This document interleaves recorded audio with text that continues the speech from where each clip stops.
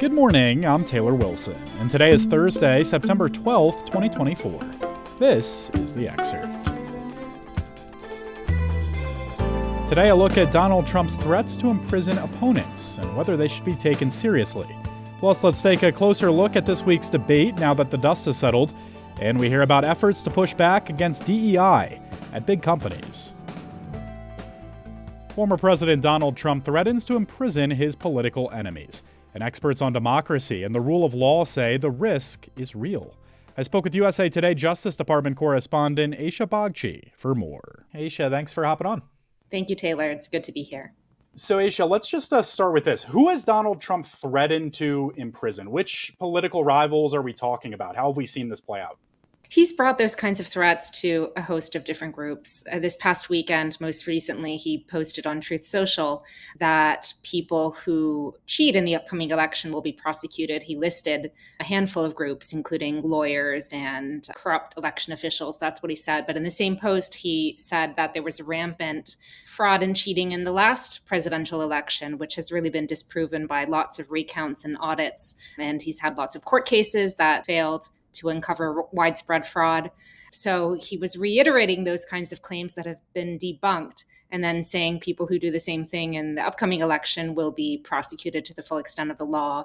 But that comes after Trump has posted things on social media just in the past few weeks that target much more prominent people. He shared a post that depicted various people, including Joe Biden, Hunter Biden, Kamala Harris, Anthony Fauci, Bill Gates, in jumpsuits. He shared a post to his followers that said that the House committee that investigated the January 6th attack on the Capitol should be indicted for sedition. And he said that there should be public military tribunals against former President Barack Obama without explaining what for.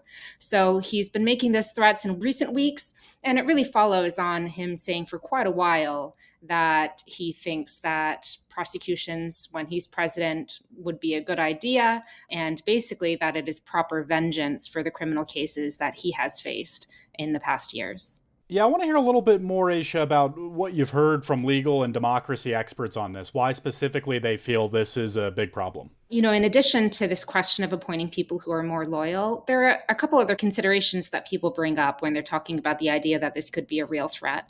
One of them is the Supreme Court's ruling on July 1st in the presidential immunity case. This was Trump's case where he faces federal election interference charges, and the justices on the court addressed kind of various issues when it comes to presidential immunity. But the one area in which the majority of the court, we're talking about the conservative wing, the 6 Republican-appointed justices, were most clear is that a president enjoys absolute immunity from prosecution when it comes to his or her communications with senior Justice Department officials. And that seems to suggest to a lot of experts that when it comes to directing the Justice Department to do things that might have an improper purpose, when it comes to the question of preserving these norms that the Justice Department's investigations are independent from the White House, these are post-Watergate norms, they've been in place for decades, that the Supreme Court's ruling could really jeopardize that kind of standard that has been in place for many years if you have a president who wants to use the Justice Department as a tool of vengeance or as an extension of what they want to accomplish. And then people also point to Project 2025 or something called Schedule F. These are proposals that haven't at all been just clearly endorsed by Trump. In fact, he's tried to distance himself from Project 2025 in general, saying that he doesn't know a lot about it. There may be things he likes and things he doesn't like. But these are proposals that are coming from Trump allies, some of whom were associated with his last administration. And they say things like there shouldn't be as much independence for the Justice Department from the White House, particularly when it comes to investigative independence. That kind of division shouldn't be in place. And Aisha, do any experts defend Trump and his approach on this? You know, I did receive comments from one professor. This is John Yoo. He's a former Justice Department official from the George W. Bush White House, who has written about the idea that retaliatory prosecutions are a good idea. He basically characterized a lot of the prosecutions against Donald Trump as politically motivated, or if not politically motivated, then as the types of prosecutions that can jeopardize a president's ability to kind of freely go about their job, that they have to make make decisions in wartime. They have to make decisions during emergencies. It'll hamper the president's role if the president is concerned about being prosecuted for something that he or she does. John Yoo has called for this idea that Republican prosecutors have to try to find cases and indict Democrats in order to basically prevent this from becoming a pattern when it comes to prosecuting former presidents. So there aren't a lot of people who are endorsing what Donald Trump has said, especially when it comes to kind of legal experts and that kind of community. But he's not without some support. And Aisha, have we heard from the Trump camp on some of these criticisms? I eventually heard from the national press secretary of the Trump campaign. And she said that Trump believes anyone who breaks the law should be prosecuted to the fullest extent, including anyone who commits election fraud. She didn't mention the prosecution. There are two prosecutions that basically accuse Donald Trump of election fraud himself.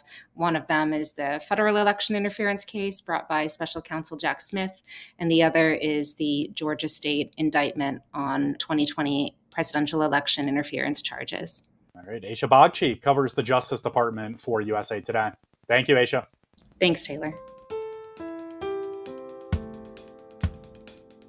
According to preliminary Nielsen data, 57.5 million viewers watched Tuesday night's presidential debate between Vice President Kamala Harris and former President Donald Trump. The big question, will that fiery first in-person encounter between the two candidates sway November's outcome? Well, if you're watching offshore bettors, it already did. With $750,000 bet in the first 50 minutes of the debate, the odds swung from Trump to Harris on Betfair Exchange, the biggest UK peer-to-peer betting platform. Presidential election betting is not legal in the U.S. On Polymarket, a crypto trading platform, Trump's and Harris's likelihood of winning were tied at the end of the debate. After moving slightly in Trump's favor yesterday, Polymarket bettors set both Harris's and Trump's odds of winning at 49%. But did the debate have any impact on actual voters? Reporters for USA Today and its network partners caught up with swing state residents in 7 states during and after the Philadelphia debate. The biggest takeaway, Harris was prepared, Trump lost his cool. Read more of their reactions with a link in today's show notes. One of the more viral moments from Tuesday's presidential debate came when former President Donald Trump claimed without evidence that Haitian immigrants have been abducting and eating cats and dogs in Springfield, Ohio. Trump's comments came amid a heated conversation about Haitian immigration in Springfield, and the father of an 11-year-old boy accidentally killed by a Haitian immigrant is urging the community to stop the hate. To clear the air, my son, Aiden Clark, was not murdered. He was accidentally killed by an immigrant from Haiti. This tragedy is felt all over this community, the state, and even the nation. But don't spin this towards hate. That's Nathan Clark, father of Aiden Clark. Hermanio Joseph, an immigrant from Haiti, was driving a minivan and struck a school bus last year. Aiden died after being ejected from the bus, and more than 20 other students were injured in the crash. Joseph was found guilty of involuntary manslaughter and vehicular homicide and sentenced to between 9 and 13.5 years in prison. An anti-DEI, or diversity, equity, and inclusion activist, is targeting LGBTQ+ rights, and some major companies are listening. I spoke with USA Today senior reporter Jessica Gwynn to learn more. Hey there, Jessica. Hi, Taylor. Thanks for having me. So, Jessica, would you just start by telling us about Robbie Starbuck and his role as a so-called anti-woke activist? Well, Robbie Starbuck is an activist who began using his account on social media to call out companies that he says engage in woke business practices that don't align with the views of their mostly conservative customers. And though he's not a household name, he has quickly racked up a string of successes. His first target was Tractor Supply, a rural retail chain where he buys hay, grain, and alfalfa treats for the cattle on his Tennessee farm. And as a result of his campaign, Tractor Supply ended its DEI programs. He then moved on to other companies like John Deere, Harley Davidson, and Brown-Forman, which makes Jack Daniels, all of whom made some concessions in terms of their DEI policies and programs as a result of the scrutiny that he brought. Yes, I want to hear a little bit more really about how the major companies are responding here. Are they listening to him? And how does all this build on backlash these companies have already faced? Well, he says his is a broader anti DEI campaign, but he focuses most of his attention on corporate support for LGBTQ plus rights. The Human Rights Campaign in particular is a favorite target, as is its Corporate Equality Index, which ranks companies based on how LGBTQ plus friendly their policies and benefits are.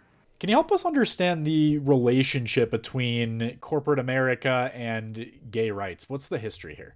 Well, for a long time, corporate America was somewhat indifferent or sometimes hostile to LGBTQ plus people and issues. But that's changed in recent decades thanks to lobbying and, yes, some protests and boycotts from LGBTQ plus activists. In the last decade or so, it has become a given that corporations would take public stands in favor of gay, lesbian, and trans rights, whether it's supporting gay marriage or opposing laws that restrict transgender people's use of bathrooms. And Robbie Starbuck is putting pressure on companies to walk back some of that support. And it's part of a broader backlash that we have seen in some conservative circles against LGBTQ plus issues and people. Jessica, you also wrote about the purchasing power that LGBTQ plus people have. Can you talk us through some of these numbers you outline in the piece, and what's the greater significance of that? Well, older Americans, men, Republicans tend to view DEI programs unfavorably. And while the majority of Americans still support these programs, there are big pockets of people who do not. Corporations, however, have a vested interest in making sure they appeal to or at least don't alienate LGBTQ plus people. They, as a market segment, have substantial spending power, 1.4 trillion in the United States, and they make up a growing portion of the American population and the workforce, so customers and employees. Today, 1 in 5 young Americans identify as LGBTQ plus. And that's not all. Corporations also have to take into account the allyship of family members, friends, women, Democrats, younger adults, people of color, far fewer of whom are fans of Tucker Carlson and Fox News. All right. Jessica Gwynn is a senior reporter with USA Today. Thank you, Jessica. Thanks so much for having me. And today is National Day of Encouragement, a chance to give the folks in your life an extra boost. In 2023, Mississippi Today reporter Anna Wolf exposed how a former Mississippi governor used his office to steer millions of dollars from a welfare fund to his family and friends. Now she's risking jail time for refusing to reveal her sources. Could the suit persuade other reporters not to dig too deep? Listen later today after 4 p.m. Eastern Time when Kelly McBride, Ethics and Leadership Chair at the Poynter Institute, joins my co-host Dana Taylor to discuss the impact of this case on local journalism. You can find the episode right here, wherever you're listening right now.